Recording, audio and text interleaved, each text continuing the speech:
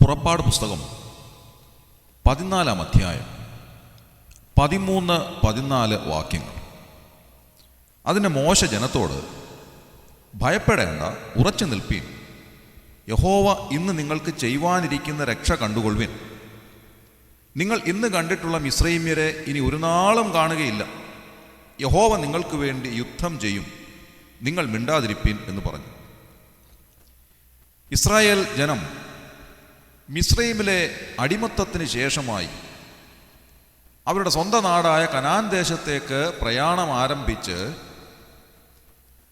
ചെങ്കടലിൻ്റെ തീരത്ത് വരുമ്പോൾ സംഭവിക്കുന്നതായ കാര്യങ്ങളാണ് ഈ 14-ാം അധ്യായത്തിൻ്റെ പകുതി മുതലുള്ളതായ ഭാഗങ്ങളിൽ നമുക്ക് കാണാൻ സാധിക്കുന്നത്. ചെങ്കടലിൻ്റെ തീരത്ത് വന്നപ്പോൾ ജനമെല്ലാം വല്ലാതെ പരിഭ്രമിച്ചു പോയി. കാരണം അവർക്ക് മുൻപോട്ട് പോകുവാനായി പാതയില്ല. മുൻപിൽ ചെങ്കടലാണ്, ഇരുഭാഗത്തേക്ക് ഒഴിഞ്ഞു പോകാൻ സാധ്യമല്ല, അവിടെ പർവ്വതനിരകളാണ്. അതേ സമയത്ത് തന്നെ ഫറവോൻ്റെ സൈന്യം അവരുടെ പിന്നാലെ വരികയാണ്. അവരെ രക്ഷപ്പെട്ട് പോകുവാനായിട്ട് അനുവദിക്കാൻ അവർക്ക് മനസ്സില്ല. അതുകൊണ്ട് അവരെ കൊന്നുകളയാനായിട്ട് ഫറവോൻ്റെ സൈന്യം ഇതാ പിന്നാലെ വളരെ വേഗത്തിൽ വരികയാണ്. അങ്ങനെ രക്ഷപ്പെട്ടു പോകുവാൻ യാതൊരു വഴിയും കാണാതെ ഇസ്രായേൽ ജനം വല്ലാതെ വിഷമിച്ച് വാവിട്ട് നിലവിളിക്കാനായിട്ട് തുടങ്ങി. അവർ മോശയ്ക്കും അഹരോനും വിരോധമായി പിറുപിറുക്കുകയാണ്. അവർ പറയുകയാണ്, മിസ്രയീമിൽ ശവക്കുഴിയില്ലാഞ്ഞിട്ടാണോ നീ ഞങ്ങളെ ഈ മരുഭൂമിയിലേക്ക് കൊണ്ടുവന്നിരിക്കുന്നത്? വാസ്തവത്തിൽ മോശയ്ക്ക് എന്ത് ചെയ്യണം എന്നറിഞ്ഞുകൂടാ. എന്നിരുന്നാലും മോശ ജനത്തോട് പറയുകയാണ്, നിങ്ങൾ ഭയപ്പെടേണ്ട, ഉറച്ചു നിൽപ്പീൻ. യഹോവ ഇന്ന് നിങ്ങൾക്ക് ചെയ്യുവാനിരിക്കുന്ന രക്ഷ നിങ്ങൾ കണ്ടാലും, നിങ്ങൾ ഇന്ന് കണ്ടിട്ടുള്ളതായ ഈ മിസ്രയീമ്യരെ ഇനി ഒരു നാളും നിങ്ങൾ കാണുകയില്ല. യഹോവ നിങ്ങൾക്ക് വേണ്ടി യുദ്ധം ചെയ്യും, നിങ്ങൾ മിണ്ടാതിരിപ്പീൻ. എന്നിരുന്നാലും മോശ ദൈവസന്നിധിയിൽ വീണ് കിടന്ന് കരയുകയാണ്.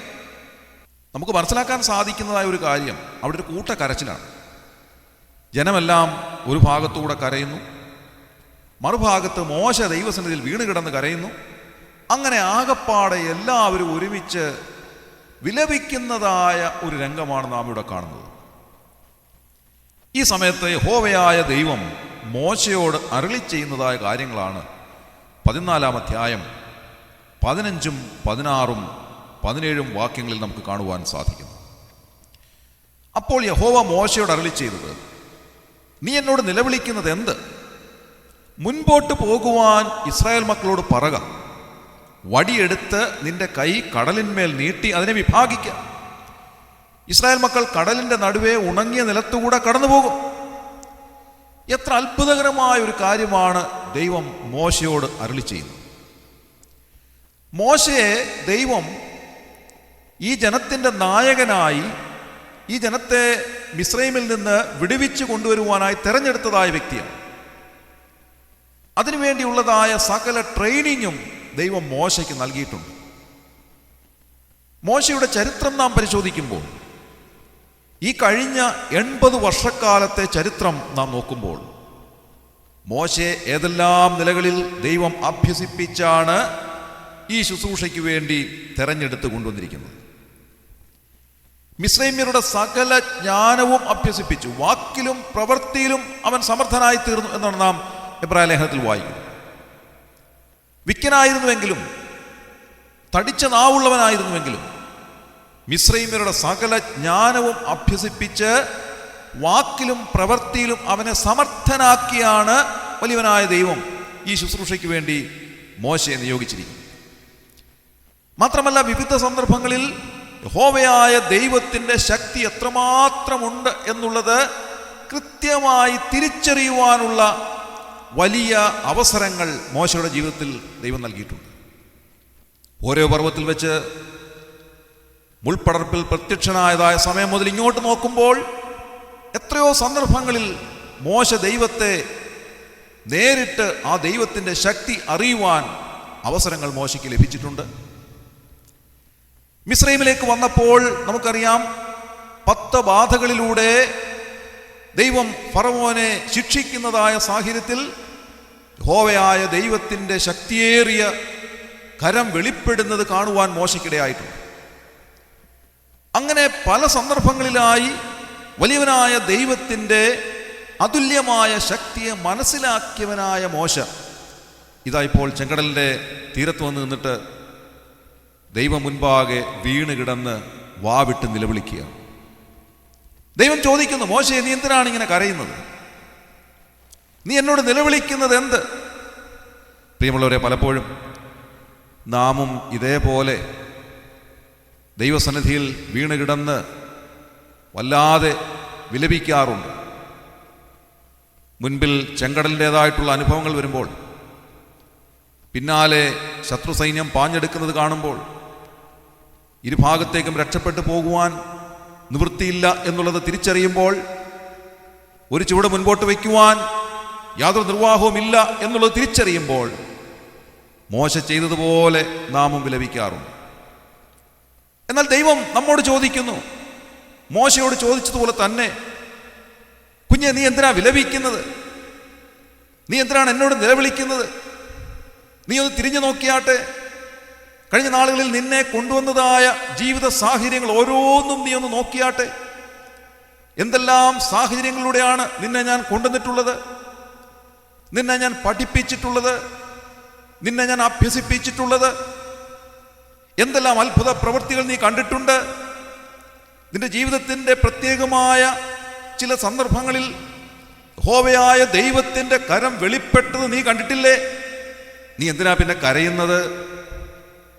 മോശയോട് ദൈവം പറയുന്നത്, മുൻപോട്ട് പോകുവാനായി ഇസ്രായേൽ ജനത്തെ ഉപദേശിക്കുക. നിന്റെ കയ്യിലുള്ളതായ വടിയെടുത്ത് ചെങ്കടലിന്റെ നേരെ നീട്ടി അതിനെ വിഭാഗിക്കുക. നിനക്ക് ദൈവം വലിയൊരു ശക്തി നൽകിയിട്ടുണ്ട്. നിന്റെ ഉള്ളിൽ വലിയവനായ ദൈവം നൽകിയിരിക്കുന്ന ഒരു ആത്മാവിൻ്റെ ശക്തിയുണ്ട്. ഈ കഴിഞ്ഞ നാളുകളിൽ നിന്നെ ധൈര്യപ്പെടുത്തിയതായ ഒരു ശക്തി നിന്റെ ഉള്ളിലുണ്ട്. നിന്നെ അത്ഭുതകരമായി വിടുവിച്ചതായ വിടുതലിന്റെ ഒരു ശക്തി നിന്റെ ഉള്ളിലുണ്ട്. എന്തിനാ ആ ശക്തി നിനക്ക് നൽകിയിരിക്കുന്നത്? മോശയോട് ദൈവം പറയുകയാണ്, നിന്റെ കയ്യിലുള്ളതായ വടിയെടുത്ത് ചെങ്കടലിനെ നേരെ നീട്ടി അതിനെ വിഭാഗിക്കുക. ചെങ്കടലിന്റെ തീരത്ത് വന്നിട്ട് വഴി ഇതല്ല, തെറ്റിപ്പോയി, തിരിഞ്ഞു പോവുക എന്ന് പറയാനായിട്ടല്ല ദൈവം ചെങ്കടലിന്റെ തീരത്തേക്ക് ഇസ്രായേൽ ജനത്തെ മോശ മുഖാന്തരം കൊണ്ടുവന്നിരിക്കുന്നത്. ചെങ്കടലിനെ രണ്ടായിട്ട് വിഭാഗിച്ച് അതിൻ്റെ നടുവിലൂടെ ഒരുക്കുന്ന ഉണങ്ങിയ പാതയിലൂടെ നിന്നെ അക്കരെ കടത്തുവാനായിട്ടാണ് ചെങ്കടലിലെ തീരത്തേക്ക് നിന്നെ കൊണ്ടുവന്നിരിക്കുന്നത്. തിരിച്ചറിയുവാൻ മോശയെ നിനക്ക് സാധിക്കണം. എൻ്റെ പ്രിയമുള്ളവരെ, ഇന്ന് രാവിലെ ഈ ദൈവവചനം നമ്മോട് പറയുന്നതായ സത്യം ഇത് തന്നെയാണ്. ഈ കഴിഞ്ഞ നാളുകളെല്ലാം നിന്നെ നയിച്ചു കൊണ്ടുവന്നതായ പ്രതികൂല സാഹചര്യങ്ങളിലൂടെ നിന്നെ അത്ഭുതകരമായി നടത്തിക്കൊണ്ടുവന്നതായ ആ വഴികളൊക്കെ നീ ഓർക്കുമ്പോൾ ഒരു കാര്യം ദൈവം നിന്നെ മനസ്സിലാക്കി തരികയാണ്. നീ കടന്നു വന്നിരിക്കുന്നതായ ഈ പാതകളിൽ നിന്നോട് കൂടെ ഇരുന്ന വലിയവനായ ദൈവം നിന്നെ നയിച്ചു കൊണ്ടുവന്ന് ഇപ്പോൾ നീ ആയിരിക്കുന്ന സാഹചര്യത്തിലേക്ക് നിന്നെ കൊണ്ടുവന്നിരിക്കുന്നത് അയ്യോ തെറ്റിപ്പോയി, വഴി ഇതല്ല, നമുക്ക് തിരിഞ്ഞു പോകാം എന്ന് പറയാനായിട്ടല്ല.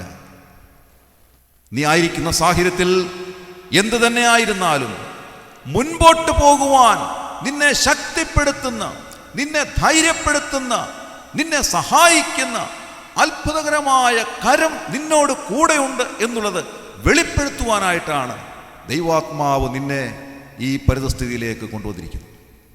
അതുകൊണ്ട് ഈ പ്രഭാത സമയത്ത് ദൈവവചനം നമ്മോട് പറയുകയാണ്, ദൈവം നിനക്ക് നൽകിയിരിക്കുന്നതായ ഏറ്റവും ശ്രേഷ്ഠമായ രക്ഷ നിനക്ക് നൽകുന്ന ഒരു ധൈര്യമുണ്ട്.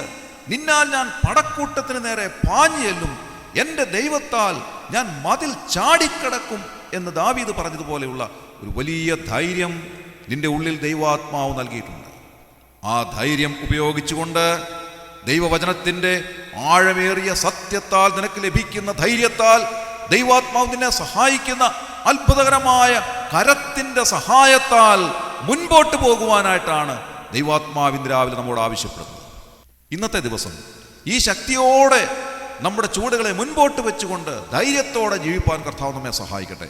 ഒന്നിൻ്റെ മുൻപാകെ പതറിപ്പോകുവാനായിട്ടല്ല, പ്രത്യുത എന്തിനേയും ധൈര്യത്തോടെ നേരിടുവാനായിട്ടുള്ള ആത്മബലം ദൈവം ഇന്ന് രാവിലെ എല്ലാവർക്കും നൽകട്ടെ എന്ന് പ്രാർത്ഥിക്കുന്നു. നമ്മുടെ കണ്ണുകളെ അടയ്ക്കാം, നമുക്ക് പ്രാർത്ഥിക്കാം. ക്രിസ്തുയേശുവിലൂടെ അതിവാത്സല്യമായി ഞങ്ങളെ സ്നേഹിക്കുന്ന സ്വർഗീയ പിതാവാം നല്ല ദൈവമേ, ഈ പ്രഭാതത്തിനായി ഞങ്ങൾ നന്ദിയോടെ സ്തോത്രം ചെയ്യും. ഞങ്ങൾ ചിന്തിച്ചതുപോലെ കർത്താവെ, ചെങ്കടല തീരത്ത് എല്ലാവരും അലമുറയിട്ട് കരയുമ്പോൾ ദൈവം മോശ വഴിയായി അരുളി ചെയ്തതുപോലെ മുൻപോട്ട് പോകുവാൻ ഞങ്ങളുടെ വിശ്വാസത്താൽ, ദൈവം നൽകിയിരിക്കുന്ന അതിവിശുദ്ധ വിശ്വാസത്താൽ ചെങ്കടൽ സമാനമായ പ്രതിബന്ധങ്ങളെ വിഭാഗിച്ചുകൊണ്ട് മുൻപോട്ട് പോകുവാനുള്ളതായ ധൈര്യവും കരുത്തും ഞങ്ങൾക്ക് നൽകി ഞങ്ങളെ സഹായിക്കണമേ എന്ന് പ്രാർത്ഥിക്കുന്നു. ഇന്ന് രാവിലെ ഈ ശുശ്രൂഷയെ സംബന്ധിച്ച എല്ലാവരെയും ഒന്ന് അനുഗ്രഹിക്കണമേ കർത്താവേ. അവരുടെ ആവശ്യങ്ങളൊന്ന് കൂടെ ഇരിക്കണമേ. അത്ഭുതകരമായ അവിടുത്തെ ധൈര്യം അവരുടെ ഉള്ളിൽ നിറച്ച് അവരെ സഹായിച്ചാട്ടെ. എന്തിനേയും നേരിടുവാനുള്ളതായ ബലം, ധൈര്യം, ആത്മബലം എല്ലാം അവർക്ക് നൽകിയാട്ടെ കർത്താവേ. അവിടുന്ന് അവരുടെ ഓരോരുത്തരുടെ മേൽ അവിടുത്തെ കരം വെച്ചവരെ അനുഗ്രഹിക്കണമേ. അവിടുന്ന് അങ്ങനെ ചെയ്തതിനായി ഞങ്ങൾ കോടാനുകോടി നന്ദി പറയുന്നു. ഞങ്ങളുടെ പ്രാർത്ഥനയ്ക്ക് അവിടുന്ന് കേട്ടതിനായി സ്തോത്രം. ഞങ്ങളുടെ കർത്താവ് രക്ഷിതാവുമായ യേശു ക്രിസ്തുവിൻ്റെ ധന്യമായ നാമത്തിൽ തന്നെ ആമേൻ.